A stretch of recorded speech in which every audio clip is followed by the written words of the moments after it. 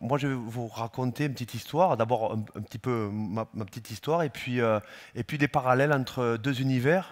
L'univers du sport, l'univers du rugby, sport d'équipe par excellence, avec beaucoup de points communs avec le monde de l'entreprise, mais aussi beaucoup de différences, et la data, la transformation digitale, qui est arrivée dans le rugby petit à petit à partir des années 2000. Donc je vais raconter un petit peu des petites histoires autour de ce laboratoire. J'appelle le monde du rugby et le sport de haut niveau un laboratoire parce qu'il y a beaucoup de différences avec le quotidien, mais vous verrez qu'il y a beaucoup de facteurs clés de succès, de signaux forts, de signaux faibles qui sont communs avec votre environnement.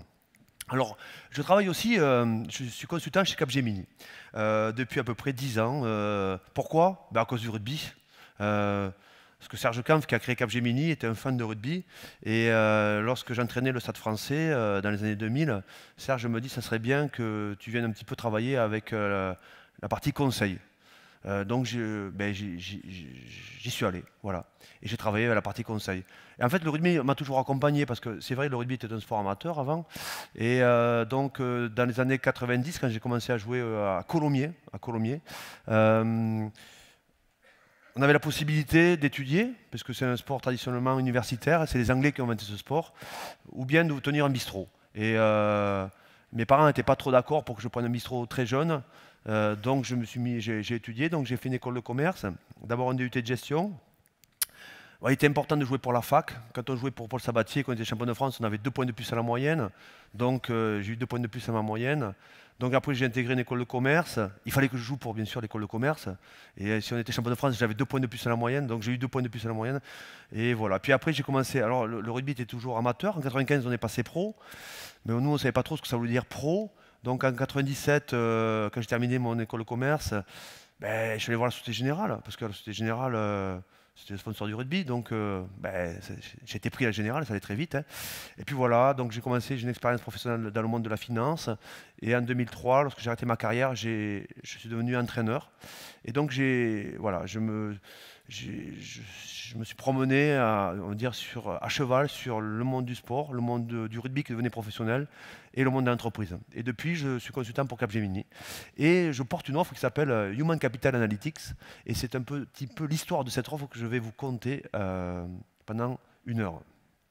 Alors, Human Capital Analytics, je passe vite sur, bon, ce sont les partenaires, vous en connaissez pas mal, des gens chez qui on développe des missions.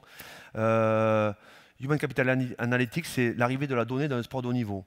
Alors, elle est arrivée dans le monde du rugby dans les années 99. Dans le sport américain, elle est arrivée un petit peu avant.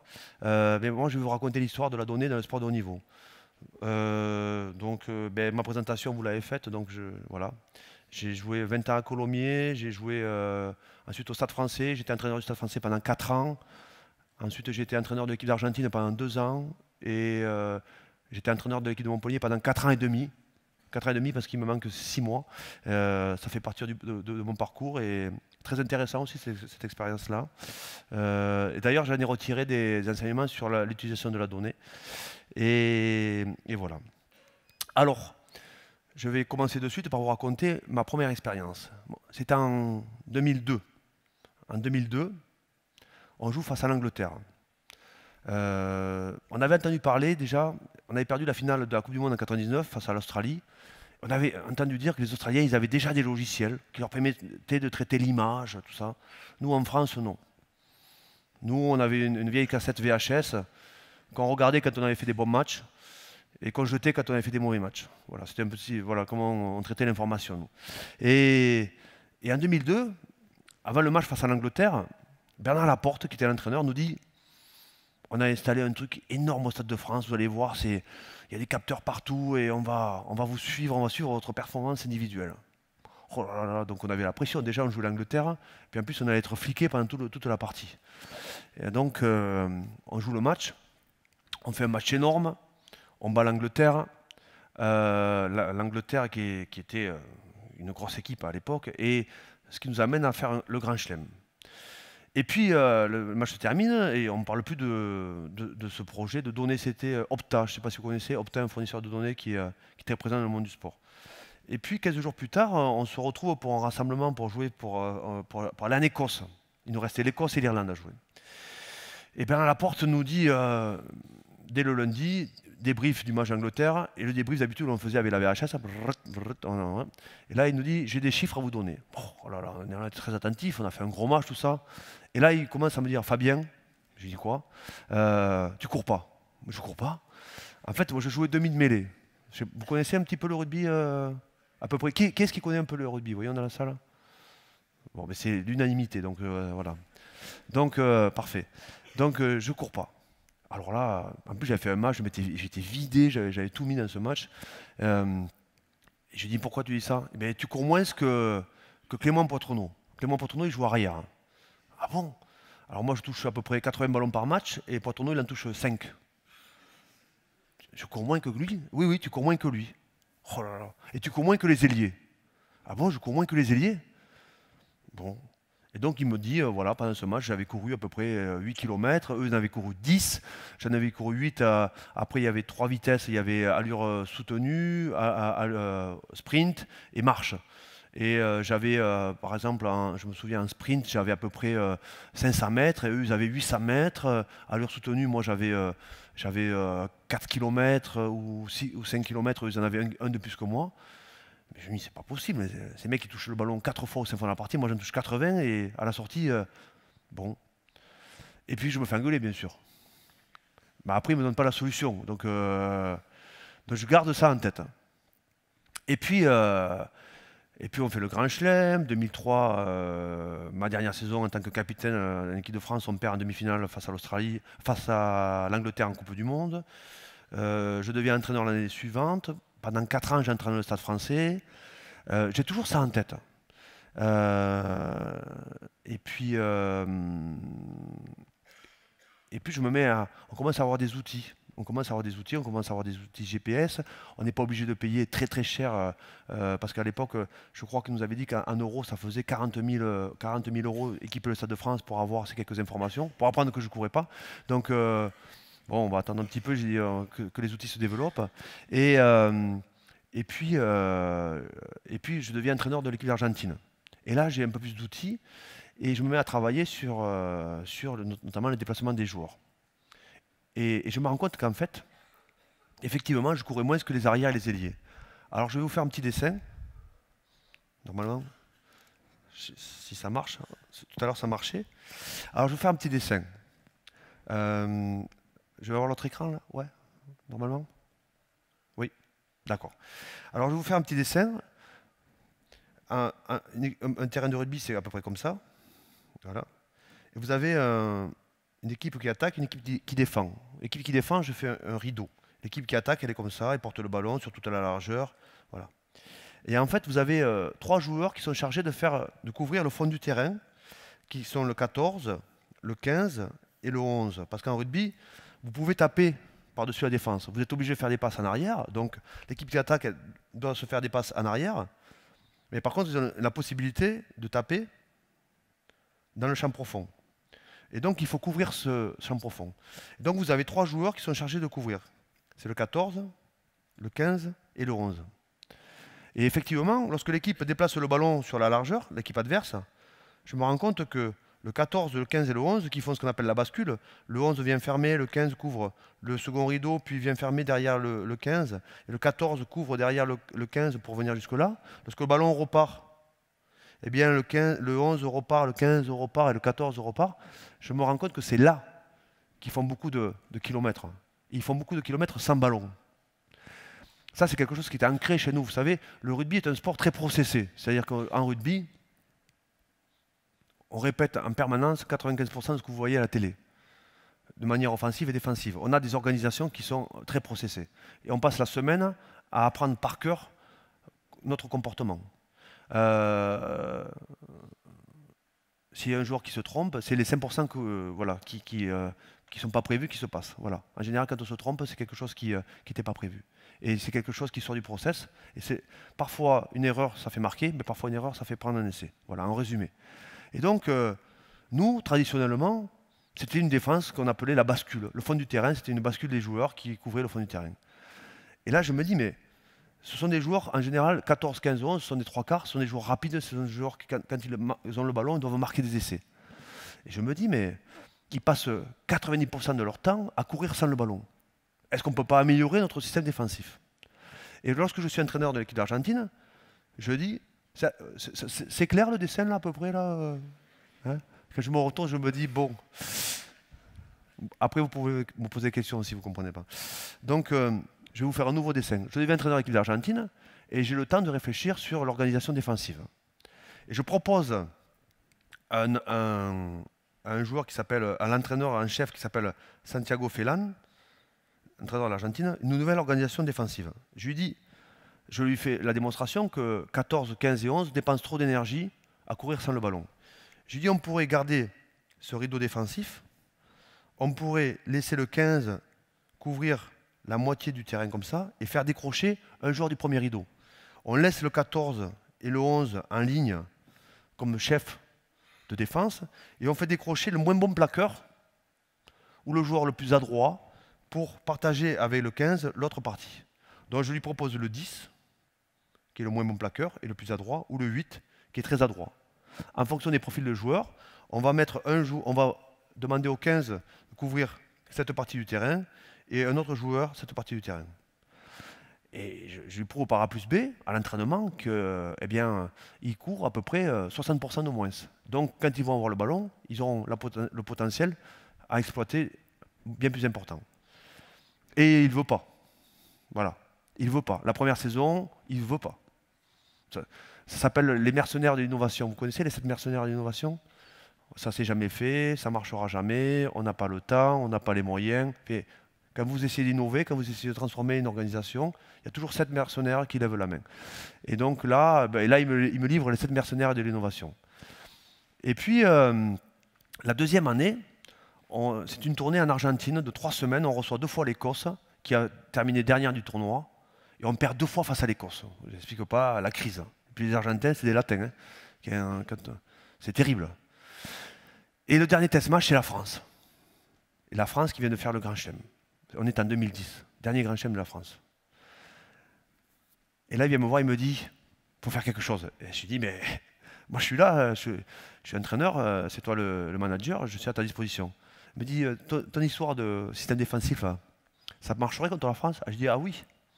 Parce qu'en plus, si jamais on a toujours le 14 et le 11 sur le premier rideau, quand ils vont attaquer comme ça, on aura toujours 2 joueurs en permanence vigiles qui décrocheront jamais, parce qu'avant ils décrochaient. Et donc on sera un de plus sur le rideau défensif, voire 2 de plus. On va pouvoir les harceler. D'habitude, en rugby, on a plutôt tendance à glisser en défense. Là, on va pouvoir les harceler. Et comme la France, à l'époque, elle jouait bien au ballon, c'était sous Marc Lévremont, il se faisait pas mal de passes, ils vont être surpris.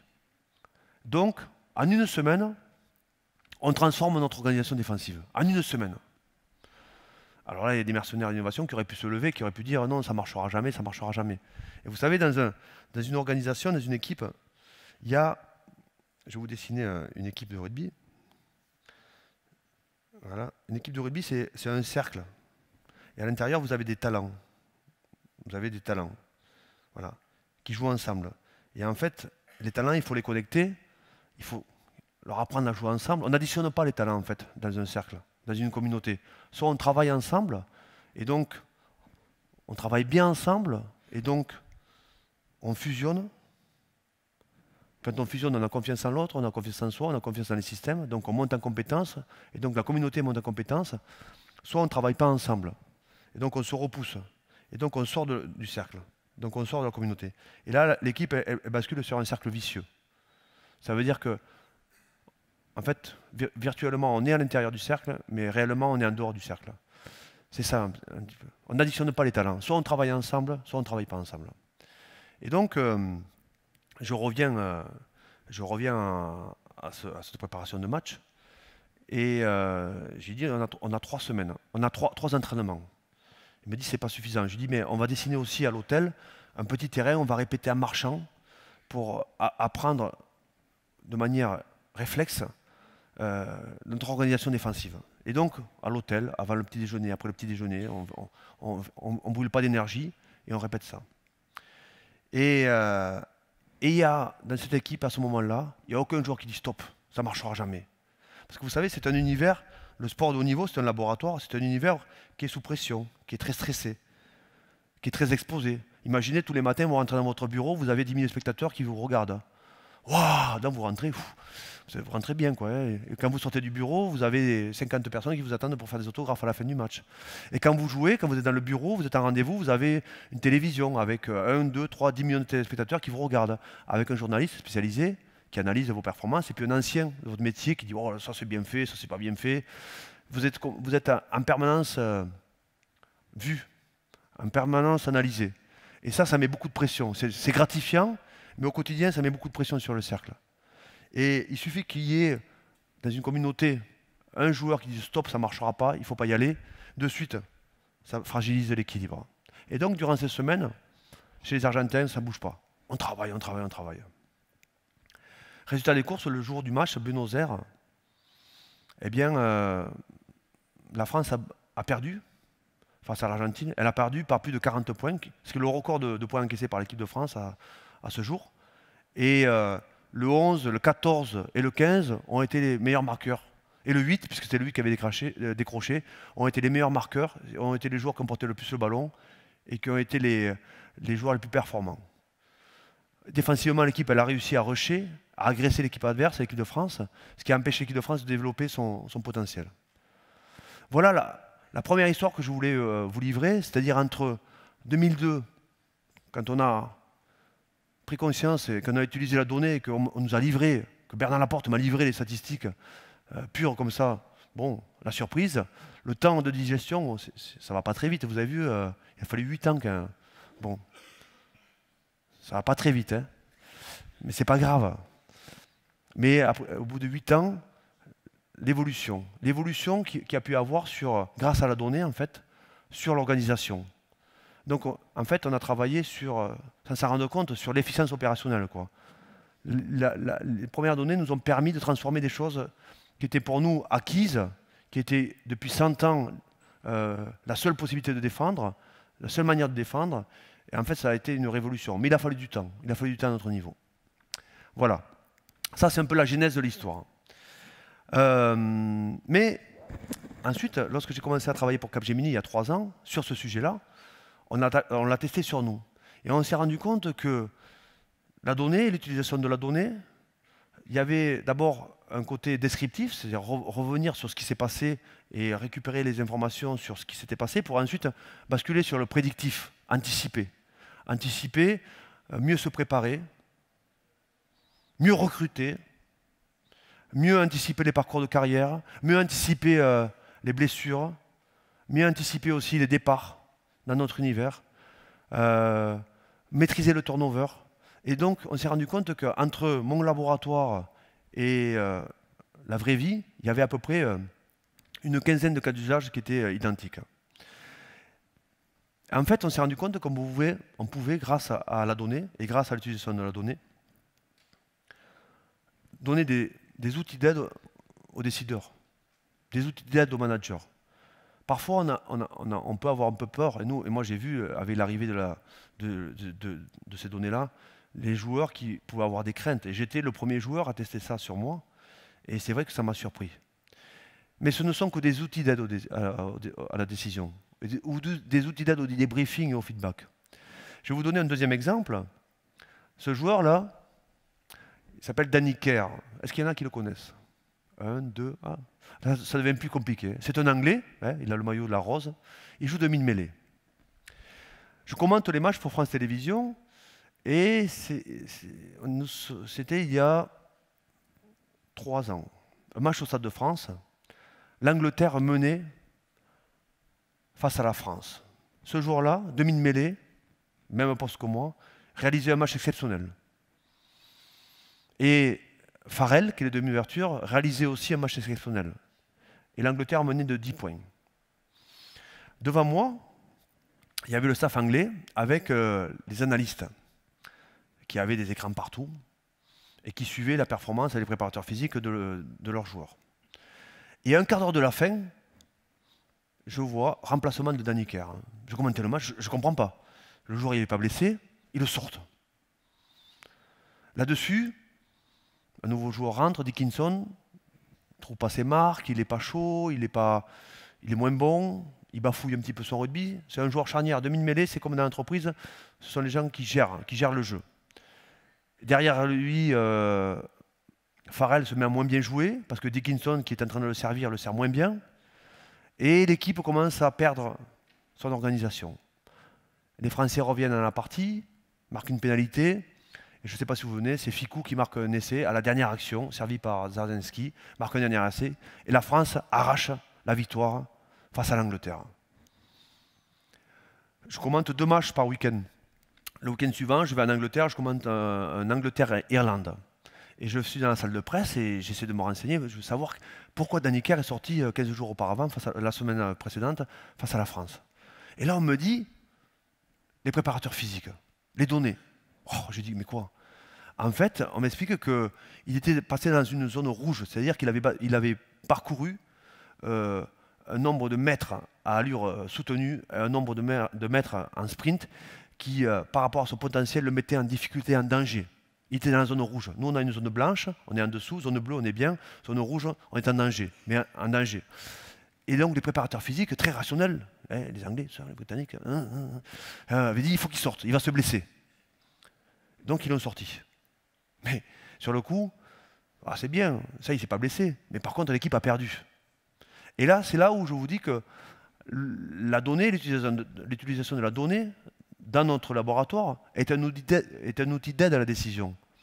Ensuite, le manager, il doit être capable, le décideur, le coach, il doit être capable d'ensuite, en connaissance de cause, par rapport à l'environnement, par rapport à l'instant, prendre la décision.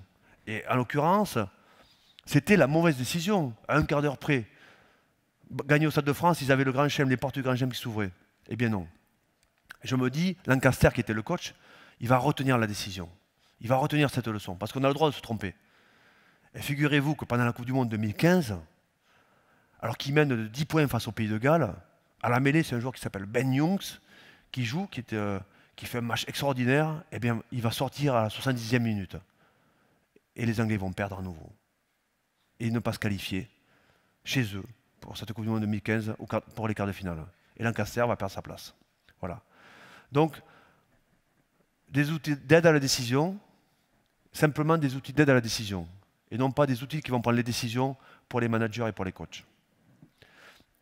Ensuite, je ne sais pas si vous connaissez ce coach-là, c'est Nick Mallette, qui a entraîné le Stade français pendant 2 ans, qui m'a entraîné en 2003-2004, il a entraîné aussi l'Afrique du Sud, et ça a été pour moi un des premiers, un des pionniers à utiliser ces outils. Alors nous, c'est vrai que on est habitué au paperboard et au tableau noir, quoi. Et quand il a commencé à installer ça au Stade français, je me souviens, c'était au Stade Marcel Beck à Meudon, on s'entraînait à Meudon, juste au-dessus. On rigolait tous, quoi. On jouait à la play, quoi. Voilà.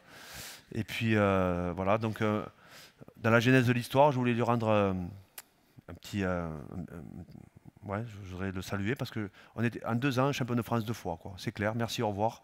2003, 2004.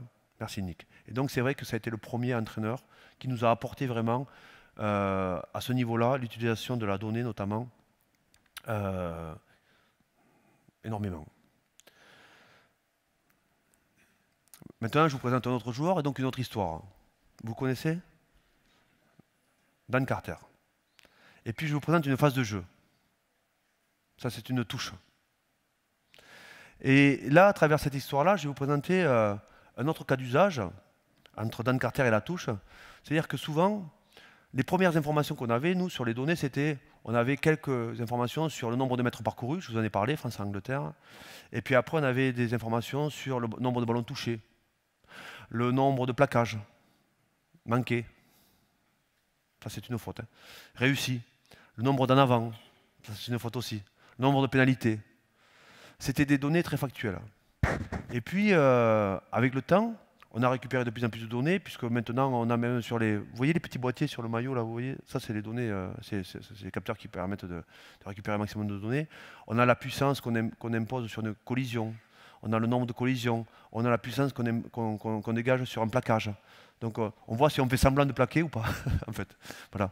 On voit si on met beaucoup de puissance dans notre engagement ou pas. Voilà. Et ensuite, on arrive aussi à avoir le nombre de Alors, on combine à la fois ces informations avec l'image. Et donc, on a maintenant des logiciels qui découpent les matchs dans tous les sens. Et c'est intéressant parce que vous avez là le plan serré et le plan large. Si vous radez que le ballon, vous avez l'impression qu'il y a un joueur qui fait un exploit, c'est celui qui est en train de gagner le ballon en l'air.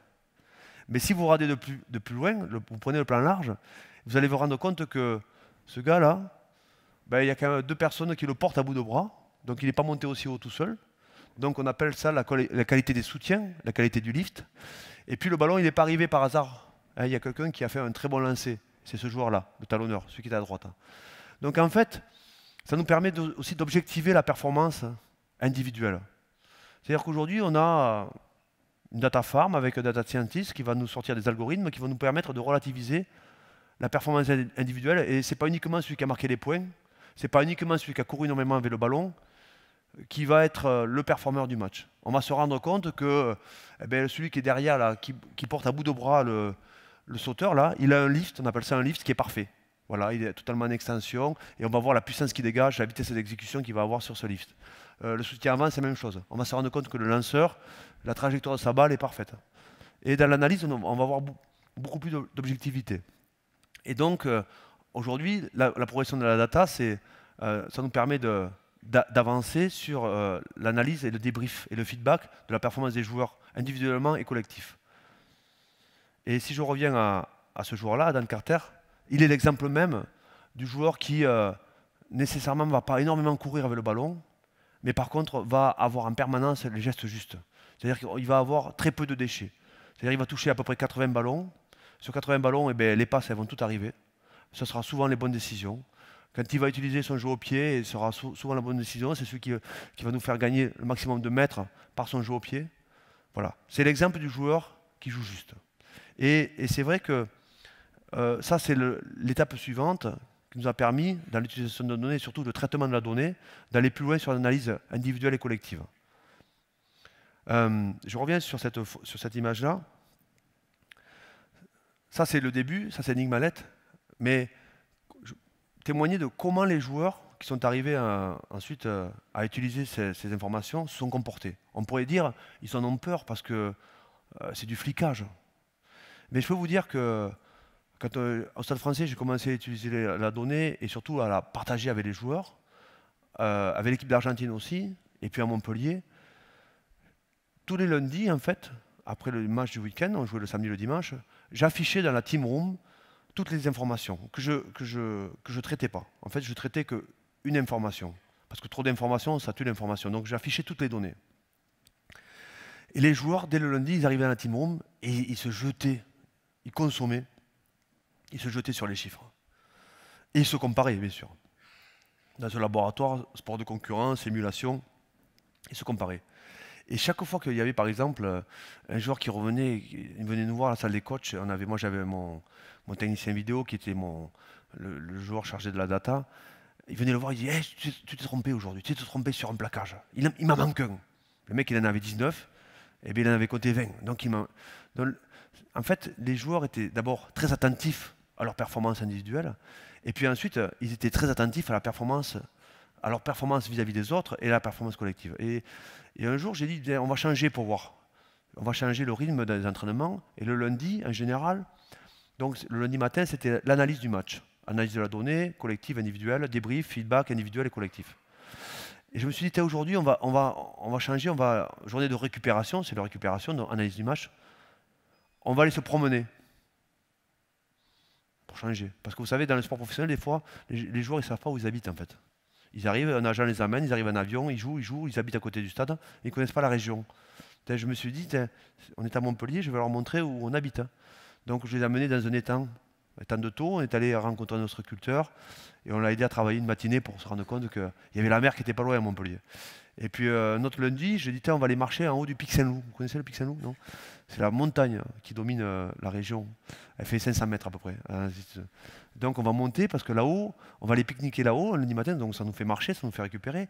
Et puis surtout, on va voir où est-ce qu'on est. Donc on va voir où est le stade, on va voir où est la mer. Donc on monte avec les joueurs, on pique-nique et tout ça. Et puis troisième fois, je dis on va aller marcher le long des... Il y a beaucoup de canaux dans la région. Hein. Le canal du Rhône à 7, par exemple. Eh bien, on va aller marcher le long du canal. Et puis la quatrième semaine, il y a le capitaine qui s'appelle Ouedraogo, il me dit on peut arrêter d'aller se promener.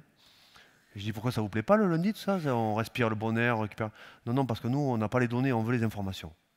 Ils étaient devenus accros, quoi. Et donc, c'est un bon exemple, là aussi, de comment ont vécu les joueurs. Petit à petit, ils se sont accoutumés à cette donnée, cette information. Un autre cas d'usage, vous connaissez? Oui? C'est l'ancien coach de l'équipe de France, il s'appelle Philippe Saint-André. Et un petit chiffre, 84. Vous savez ce que c'est 84 ans? Non?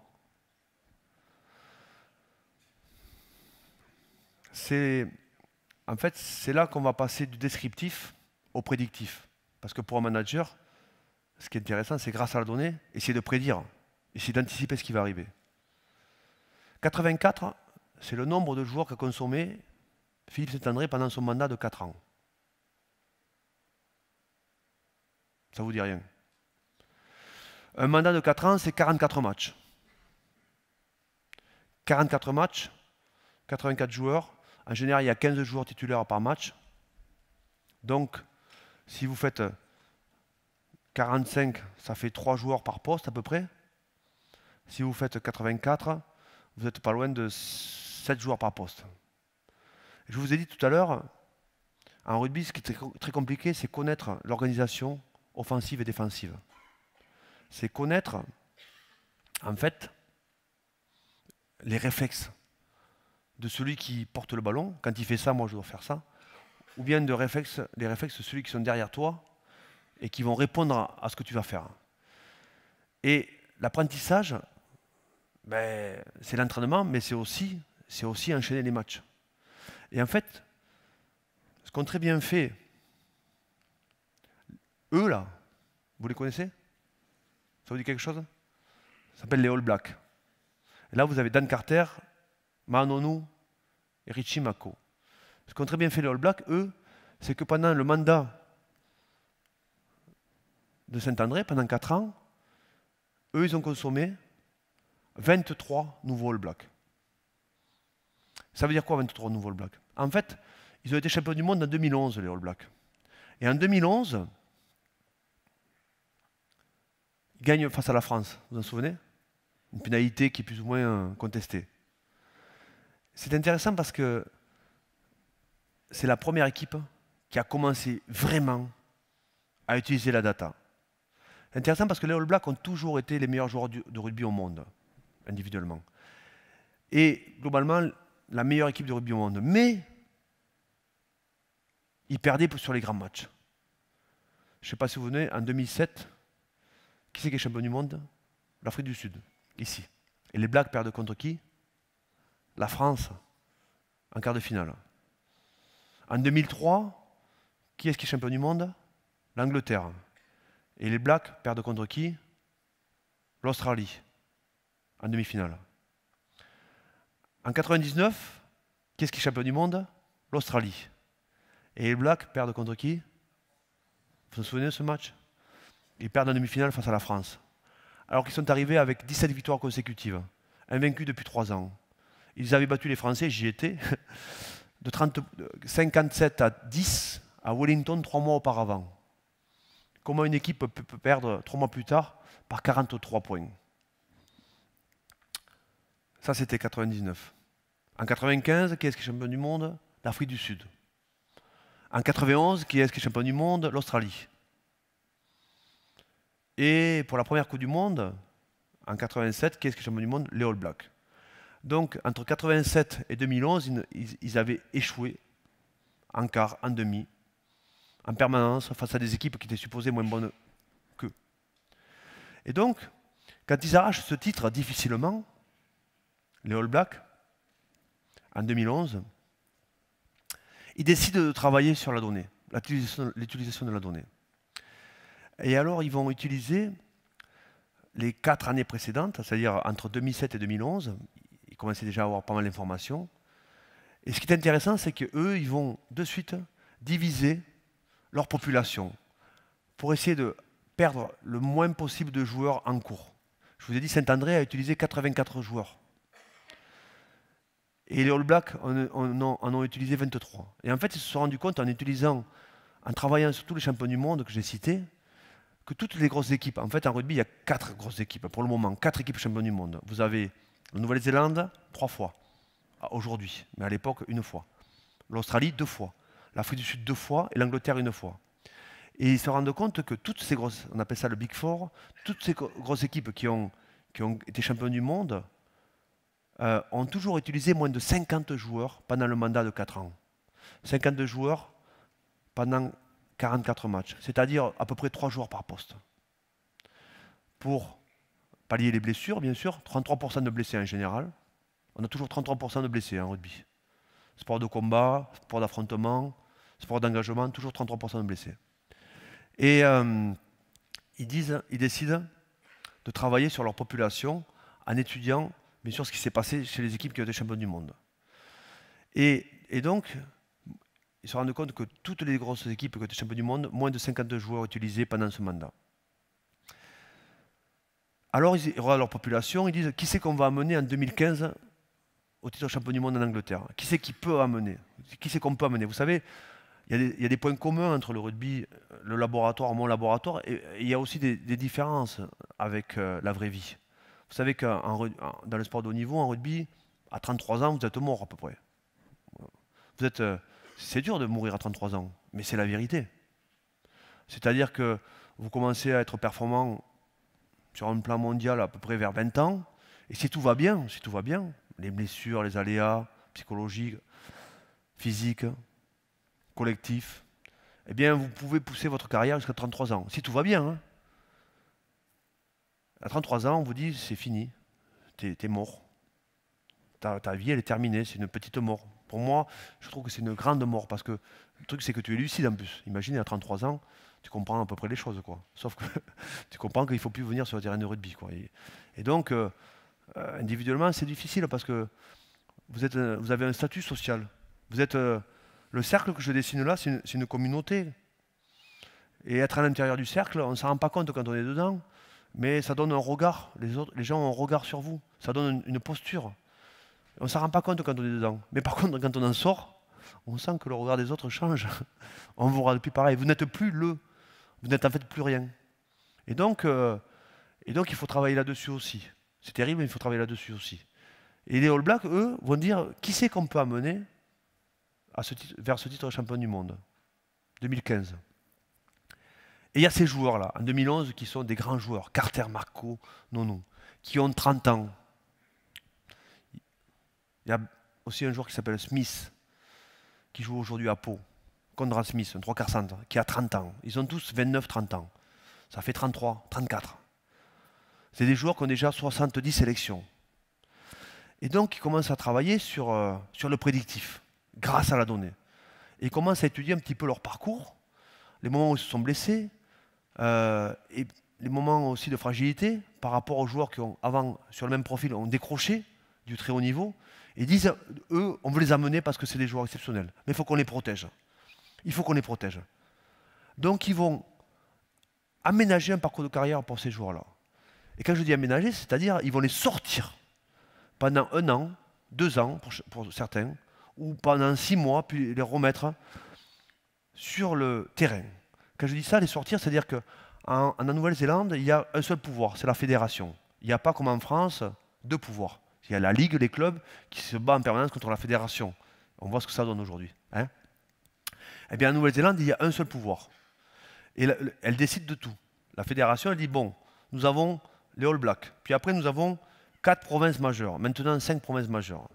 Nous allons mettre des All Blacks un peu partout, dans chacune des provinces majeures. Ensuite, nous avons, qui font ce qu'on appelle le super rugby, la Coupe du monde des provinces, avec l'Afrique du Sud, le Japon, l'Argentine, l'Australie. Ensuite, nous avons des provinces locales. Nous avons 15 provinces locales qui font le NPC, le championnat national. Et ensuite, nous avons les clubs. Et ils disent, ces joueurs-là, ils ne vont pas jouer en club. Ils ne vont pas jouer dans les provinces locales. Ils ne vont pas jouer le super rugby. Ils vont jouer de temps en temps avec les All Blacks. Et quand ils ne joueront pas, ils vont travailler, on va les sortir du terrain, mais par contre, ils vont continuer à se préparer. avec des préparateurs physiques, quelque chose d'approprié. Et surtout, ils vont travailler sur la stratégie. Et pour la première fois, les All Blacks qui jouaient en rugby inspiré vont se mettre à travailler sur l'animation offensive et défensive. Et ça va se voir parce que dès 2014, les All Blacks jouent d'une manière différente. Ils ont perdu. Je voulais arriver aujourd'hui avec le mot invincible, mais ils ont perdu la semaine dernière. C'est con. Ils ont perdu face à l'Irlande. Je ne sais pas si vous savez. Aux États-Unis, ils ont joué dans un terrain de football américain.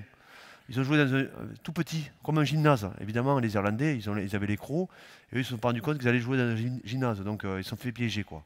Donc, ils ne sont pas invincibles, quoi. Ils arrivaient avec 18 victoires consécutives depuis la Coupe du Monde, donc ils ne sont pas invincibles. Mais pas loin de l'être. Et donc, ces joueurs-là, ils ont plus accumulé du temps de jeu, ils ont plus accumulé du nombre de matchs, plus de sélections. Ils ont travaillé sur la préparation physique individuelle, leur préparation, et sur l'animation offensive collective individuelle, sur les process. On appelle ça des leaders de jeu. On les a protégés.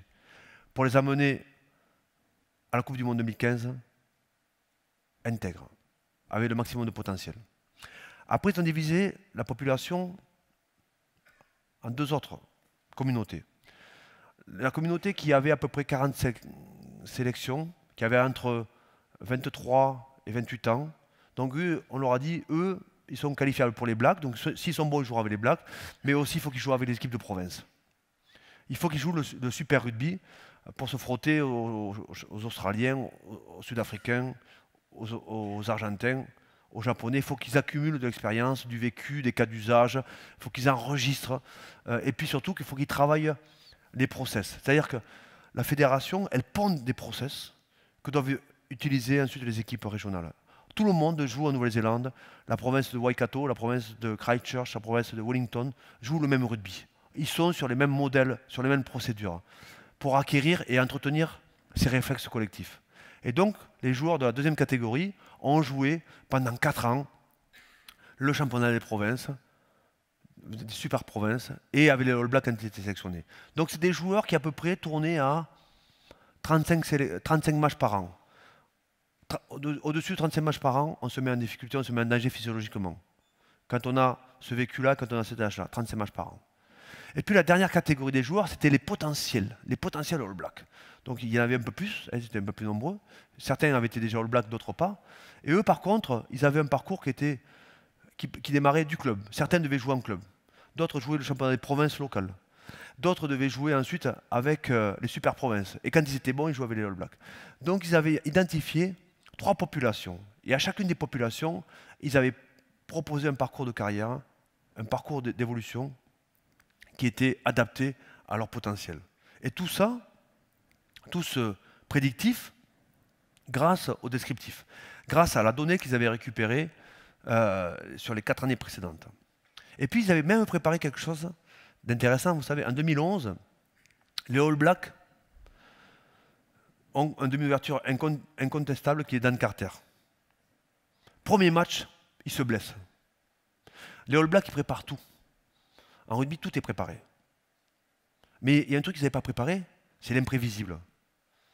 Et notamment la blessure. Et Dan Carter s'est blessé. Derrière, le remplaçant qui s'appelle Beauden Barrett, c'est un joueur qui joue à Pau aujourd'hui, il fait 2 matchs, il se blesse. Donc les 2 demi-ouvertures se blessent. Derrière, le troisième joueur, qui s'appelle Cruden, qui n'avait jamais été All Black jusqu'à présent, rentre et va assurer tant bien que mal le titre de champion du monde avec le All Black, difficilement puisqu'il gagne de très peu face à la France.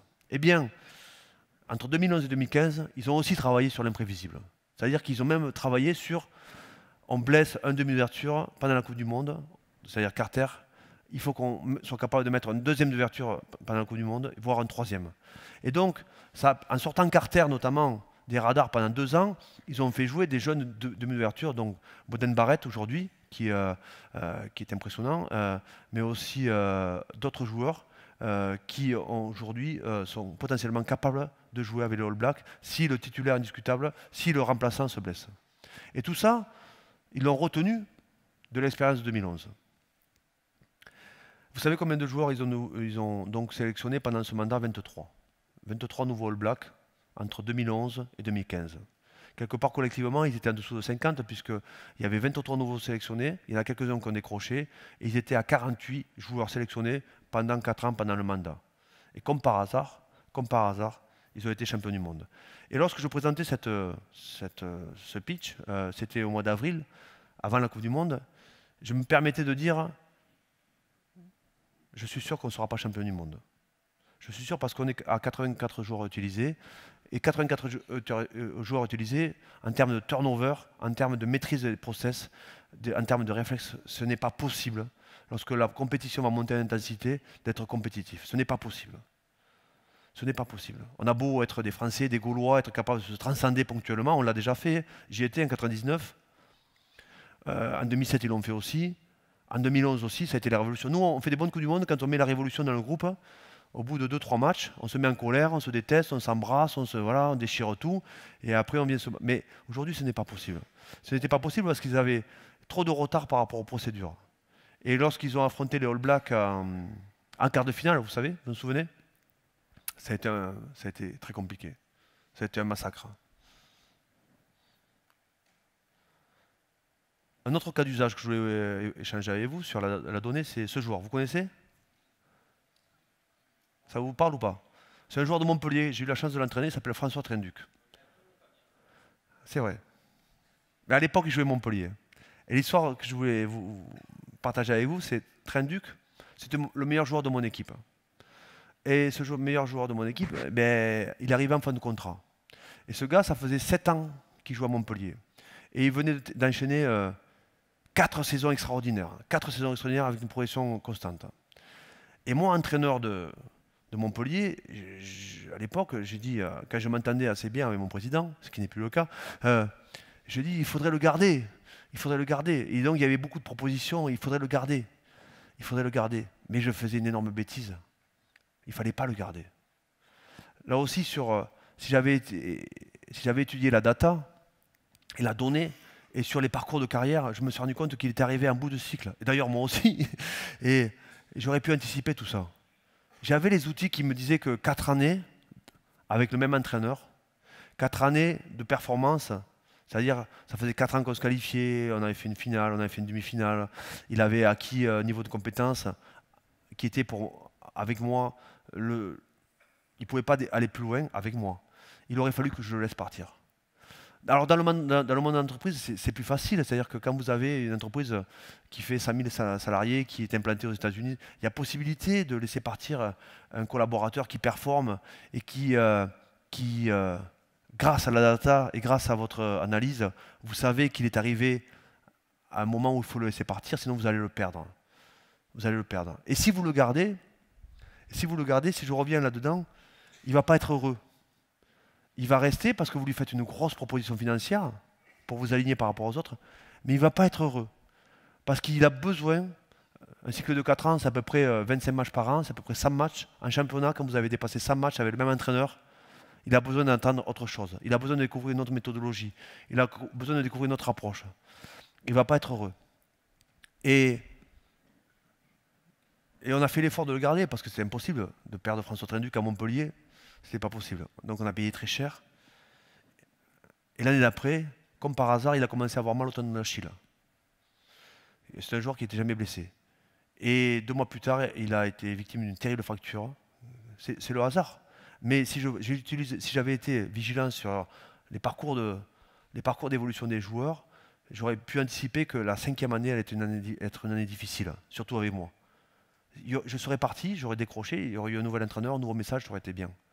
Mais dans ce laboratoire, il faut qu'à un moment donné, soit l'entraîneur change, soit le joueur se déplace pour rencontrer d'autres environnements, d'autres compétences, d'autres savoir-faire.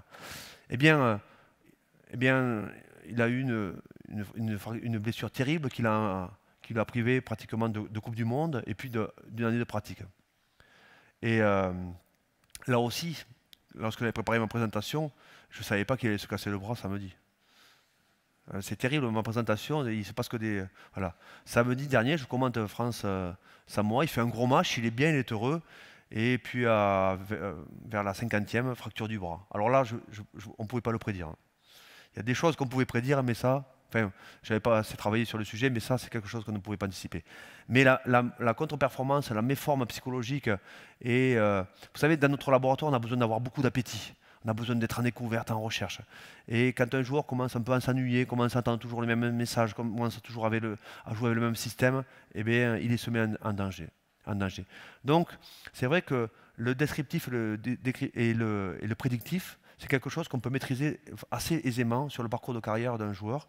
Et malheureusement, dans notre laboratoire, on n'aime pas perdre les grands joueurs. Mais si j'avais totalement été objectif, et si mon président avait été aussi objectif, eh bien, on aurait dû le laisser partir. Malheureusement, on ne l'a pas fait. Et lui en a subi les conséquences, mais l'équipe aussi. Un autre cas d'usage que je voulais vous partager avec vous, vous connaissez ce joueur? C'est un All Black. C'est un joueur que j'ai recruté lorsque j'étais à Montpellier. Alors là, on est sur le recrutement et l'utilisation de la donnée, les bienfaits de la donnée dans le recrutement. Ça fait 3 ans que je suis dans ce club et on commence à voir, on a un nouveau président qui nous apporte des fonds, il nous dit je voudrais que vous recrutez une star. Bon, je dis une star, bon, on va aller chercher une star. Alors les stars, elles sont où? Ben, il y en a quelques-unes en France, mais bon, c'est difficile d'en avoir. Sinon après, donc le pays des All Blacks. C'est tous des polytechniciens, vous savez, c'est un niveau. Un All Black, c'est l'équivalent de Polytechnique dans notre environnement. C'est le mec qui sait tout faire, donc c'est déjà un CV énorme. Et donc je cherche un polytechnicien et je regarde il y a des agents et je regarde sur les données, je regarde quelques données. Surtout, je regarde des images. Et je vois un mec qui est parfois All Black, pas souvent. Il a 6 sélections. Il joue avec Auckland et je vois un gars qui traverse le terrain, ballon en main, en permanence. Il déchire tout. Oh là là, il me fait rêver, quoi. En plus, il y a la musique derrière. Ils font des clips, les agents, en plus, il y a la musique. Et puis, il y a la bonne musique. Oh là là là. Donc, il nous fait rêver. Et puis, il commence à rentrer en relation avec son agent. Et son agent nous dit que, voilà, c'est difficile, peut-être il sera All Black, peut-être il ne va pas être All Black. Il commence à jouer la musique. Bon, je ne sens pas quelqu'un de ferme, quoi. Voilà, quelqu'un de décidé. Mais quand même, son agent, il revient nous voir. Il aime beaucoup Montpellier. Enfin, il aimait beaucoup surtout la proposition financière, mais voilà, il aime beaucoup Montpellier, tout ça, tout ça. Mais il y a d'autres clubs aussi. Et puis un jour, je raconte, je viens au mois de novembre, là, il y a les All Blacks en tournée. Donc je rencontre un 3/4 des All Blacks, et je discute avec lui. Il me dit, ah, vous êtes en contact avec René Ranger. Et il fait, ah, il rigole. Ah bon? Je dis, mais pourquoi tu rigoles? Ah, il est un peu particulier. Ah, il est un peu spécial. Bon. Mais je capte pas. Des petits signaux faibles comme ça, je capte pas. Moi, je suis omnibulé par ces images, je le vois traverser le terrain, je le vois faire des chisteras, tout ça. Et donc, on arrive à le signer. Alors, on le signe difficilement à l'arrache. Et puis, ce joueur arrive. Il arrive et puis finalement, j'ai du mal. On a du mal. Il a du potentiel, mais il a du mal à rentrer dans la structure, c'est-à-dire il a du mal à s'intégrer au collectif. Il a du mal à s'intégrer en attaque, parfois il sort du collectif. Vous savez, je vous ai dit, il y a des procédures, il sort des procédures. Hein. Et alors en défense, il défend tout seul. Dedans, pouf, il sort de la ligne. Vous savez, en rugby, c'est intéressant parce que c'est le seul sport où vous êtes hors-jeu par rapport à vos partenaires. En football, vous êtes hors-jeu par rapport aux adversaires. Dans le hand, ce sont des lignes qui sont dessinées. Vous n'avez pas le droit de rentrer dans les zones. En basket, c'est pareil. En rugby, non, vous êtes toujours hors jeu par rapport à une ligne qui est formée par vos partenaires. Et lui, ce joueur, il sort de la ligne. Mais bon, la première année, ça se passe plus ou moins bien. J'attendais plus de lui, mais quand même, il fait quelques exploits. Par contre, les joueurs, je sens autour de ce joueur-là, il y a des joueurs qui ont tendance à un peu le repousser parce qu'il trouve qu'il ne s'engage pas assez à l'entraînement, il trouve qu'il ne respecte pas les systèmes. Et donc, quelque part, ce joueur, il me fragilise les relations, les liens entre les différents collaborateurs. Mais bon, je l'ai payé cher, tout ça, il a signé 2 ans, faut l'utiliser, quoi. Et puis, le début de l'année, de la 5e année, l'année où François Tranuc va se casser la jambe, l'année où moi je vais arrêter en cours de saison, il vient me voir, il me dit, je veux rentrer en Nouvelle-Zélande. Ah, je dis, non, tu ne rentres pas en Nouvelle-Zélande. Si, mon père est en prison, je vais rentrer en Nouvelle-Zélande. Bon, le président, il me dit, non, on ne peut pas le laisser partir. Et là, ça a été terrible. Ça a été terrible, donc ça a été un poids, en fait, dans l'équipe. C'était un poids. Mais si je reviens au recrutement, et si j'avais mis toutes les données, si j'avais utilisé toutes les données qui étaient à ma disposition, c'est-à-dire Opta était capable de me fournir des données sur ses matchs en province, et chaque fois qu'il jouait en province, l'équipe elle perdait. Si j'avais regardé de manière plus précise, Opta aussi, tous les plaquages manqués, c'était le joueur qui avait le plus de plaquages manqués. Si j'avais regardé les données aussi que me donnait Opta, c'est le joueur qui courait le moins sans le ballon. C'est-à-dire qu'il faisait des efforts uniquement quand il possédait le ballon. Il ne faisait pas des efforts pour le collectif. Si j'avais étudié de manière très précise aussi son environnement et les signaux faibles, on m'avait dit attention, les spéciales, ça, je me serais rendu compte que c'était un joueur qui venait peut-être de cette école polytechnique, d'accord, mais qui n'était pas prêt, qui n'était pas du tout prêt et qui n'avait pas du tout le profil pour jouer en France. C'est-à-dire que c'est un joueur qui devait rester dans son environnement, qui n'était pas stable, qui n'avait pas toutes les données, qui n'avait pas toutes les qualités pour s'intégrer rapidement à cette communauté. Et en fait, voilà un exemple d'une non-utilisation de la donnée, d'un travail limité à ce niveau-là, à travers du descriptif, qui m'aurait permis d'anticiper et de prédire que, il ne fallait pas le recruter. Il fallait que cet investissement, je le mette ailleurs. Et ce mauvais recrutement a coûté à notre équipe et m'a coûté aussi des illusions. Donc en fait, à travers ces différentes histoires, à travers la genèse de l'histoire, ce que je vous raconte dans mon laboratoire, il y a beaucoup de points communs et beaucoup de ponts à faire et beaucoup de parallèles à faire avec l'environnement normal d'une entreprise, qu'on démarre là du recrutement, ensuite sur le parcours de carrière, sur la constitution des équipes, des communautés, sur le rythme à trouver pour accompagner l'évolution d'un collaborateur, sur le turnover à maîtriser, sur l'anticipation des blessures, sur l'anticipation des défections.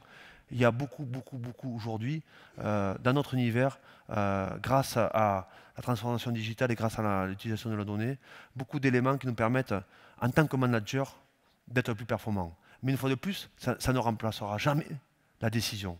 La décision, elle appartient à l'entraîneur, au manager, au directeur. Mais aujourd'hui, il a la possibilité d'accompagner sa prise de décision par énormément d'informations qui sont traitées et qui lui permettent d'identifier des signaux forts, des signaux faibles, éventuels, pour prendre la bonne décision. Voilà. J'ai terminé mes petites histoires. J'espère que vous avez passé un bon moment. Et merci.